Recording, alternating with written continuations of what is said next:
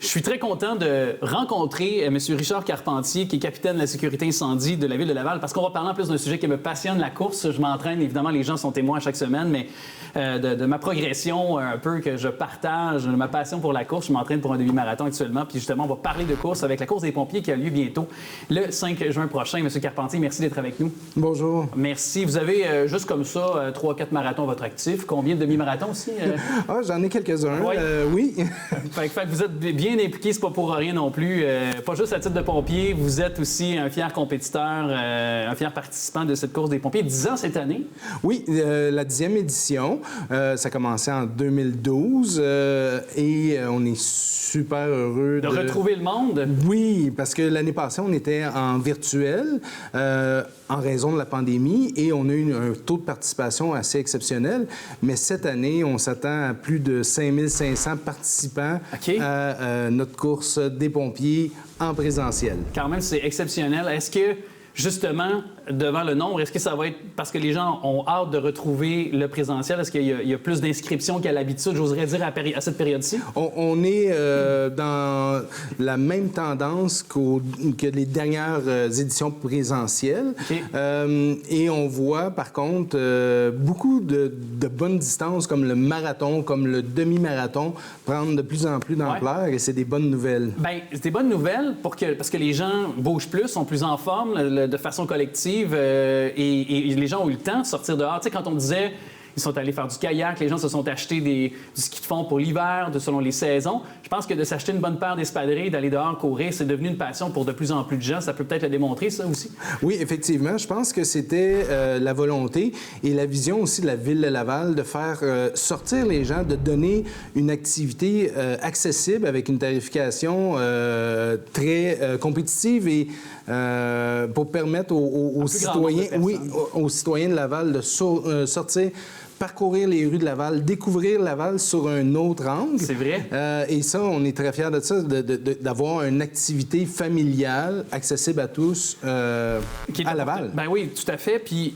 justement, là, cette année, donc, l'an dernier, c'était en virtuel. Cette année, on a encore le mode hybride. C'est-à-dire qu'on retrouve le présentiel, on le disait, mais c'est encore possible de façon virtuelle. Oui, effectivement. Si les gens ne peuvent pas se rendre sur les lieux de la compétition ou de l'activité familiale, ils peuvent s'inscrire de façon virtuelle et participer de cette façon. Actuellement, la grosse proportion des inscriptions est vraiment en présentiel, mais on en voit aussi au niveau virtuel. Parfait. Et là, les distances 1, 2, 5, 10, 21.1, bien sûr pour le demi-marathon, 42.2 pour le marathon, on l'aura aussi compris. Et c'est possible de courir, mais de marcher aussi. Il faut le dire aussi. Effectivement, et ça, c'est un aspect qu'on est très content d'offrir aux citoyens lavallois et aux visiteurs.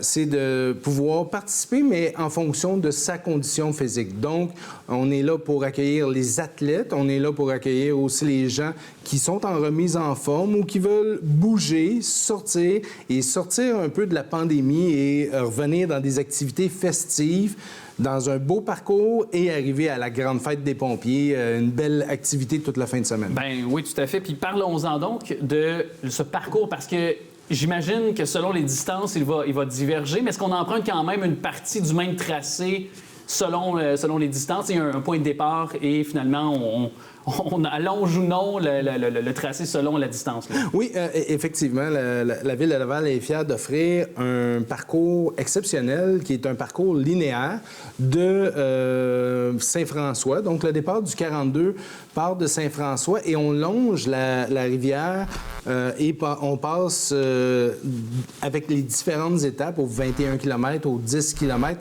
Donc, il y a une convergence de tous les coureurs sur le parcours. Ah oui, ça. Puis, quand on parle des rivières, on parle des rivières, tu sais, on les...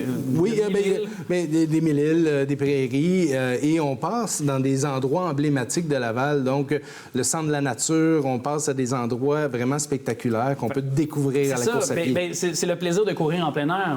Tu sais, pour me préparer pour mon... Tu sais, je suis dans un gym sur un tapis. c'est longtemps, là. Quand tu veux courir un 15 km, et c'est le plaisir de courir, oui, de le faire avec les gens, mais de voir, de prendre de l'air pur, de voir, de découvrir en courant. On a le temps de voir nos attraits aussi de la ville de Laval. Et puis aussi, comment ça fonctionne sur le plan de l'inscription, là? Est-ce qu'il y a des tarifs qui sont différents selon l'option qu'on prend? Exemple, demi-marathon, marathon ou un 10 km. Oui, effectivement, il y a des variations au niveau de la tarification parce qu'on offre différentes opportunités à nos coureurs. Donc, on a un programme scolaire qui est vraiment attitré aux étudiants de Ville de Laval qui fréquentent une école de Laval avec une tarification de 5 $. Donc, pour favoriser la participation des jeunes Lavallois à notre activité, on a le programme Défi corporatif où on invite les entreprises de Laval de venir s'inscrire, participer et d'avoir une expérience de team building, oui, effectivement.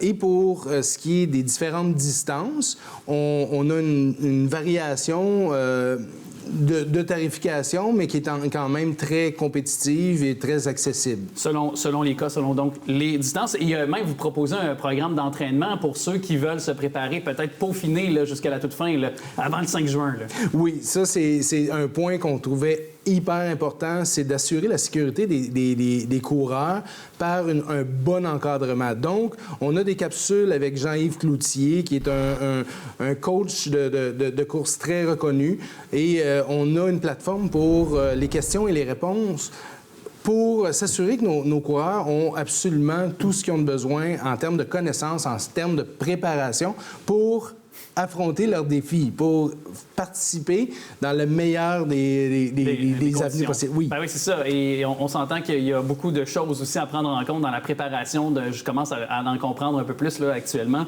Et pour vous, qui avez déjà fait, vous l'avez déjà fait, bien évidemment, pour vous, qu'est-ce qui en fait peut-être le succès comme mot de la fin ou qu'est-ce qui vous passionne dans la course, je veux le dire comme ça, peut-être de façon plus large, et pourquoi vous retournez courir d'édition en édition? Ce qui nous passionne, nous autres, les pompiers et la Ville de Laval, c'est d'organiser un événement où on voit beaucoup de gens participer, l'effervescence, le dépassement de soi, peut-être? Le dépassement de soi et avoir la possibilité d'accomplir quelque chose, de profiter de l'événement et d'arriver dans un endroit festif où on peut avoir notre médaille et être fier de ce qu'on a accompli. Certainement, puis la médaille, on va la montrer à l'écran dans les derniers instants, mais elle est magnifique, cette médaille aussi, pour tous ceux qui auront franchi, peu importe la distance, le fil d'arrivée, pour mériter, ils vont le mériter évidemment. Le 5 juin prochain, c'est la course des pompiers. On vous invite, c'est la 10e édition Territoire Lavallois. Monsieur Richard Carpentier, merci beaucoup. Je rappelle d'ailleurs que vous êtes capitaine de sécurité incendie de la Ville de Laval. Ça a été un plaisir de vous recevoir. Merci beaucoup. Merci.